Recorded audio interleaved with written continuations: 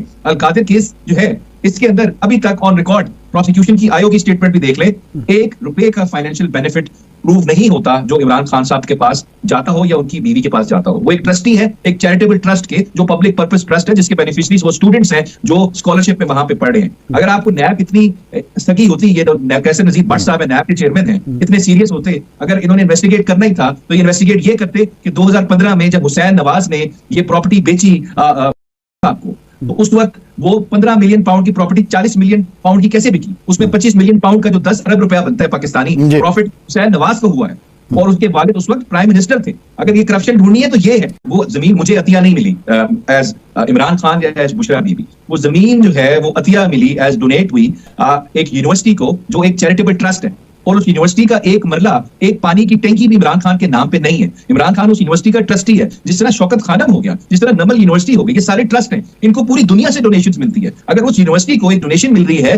जमीन की फॉर्म में, तो उसमें क्या गलत बात है? और इसमें इमरान खान जो है वो कहां से बेनिफिशियरी हो गया?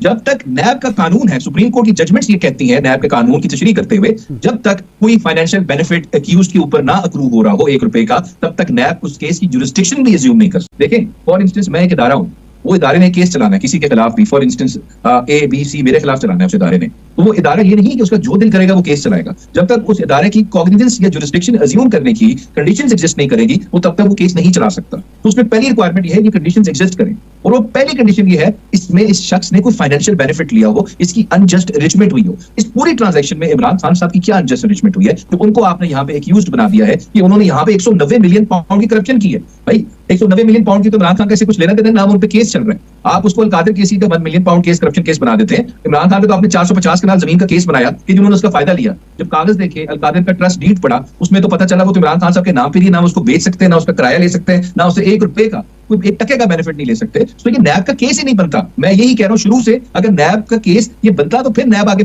मूव फॉरवर्ड करता। ये केस ही नहीं बनता नैब का, यहीं से केस खत्म होता है। नैब इसमें आगे बढ़ नहीं सकता। इसमें पब्लिक ऑफिस होल्डर को फायदा हुआ। अच्छा, ये फरमाया पब्लिक ऑफिस को फायदा हुआ, इसमें ₹1 का भी फायदा हुआ है। वो हुसैन नवाज साहब हैं जिन्होंने 10 अरब रुपए कमाए इसमें, जब उनके वालिद साहब प्राइम मिनिस्टर थे इस प्रॉपर्टी से रिलेटेड। उधर तो आपने नोटिस भी नहीं भेजा, उनसे पूछे भाई इस 10 अरब रुपए का आपने कैसे कमाया, कैसे आपने इतनी महंगी प्रॉपर्टी बेची जिसकी उतनी मार्केट वैल्यू नहीं थी? क्यों? क्योंकि आपके वालिद साहब प्राइम मिनिस्टर थे, आपने अब्यूज किया उस पावर को, एक्सप्लॉइट किया और महंगी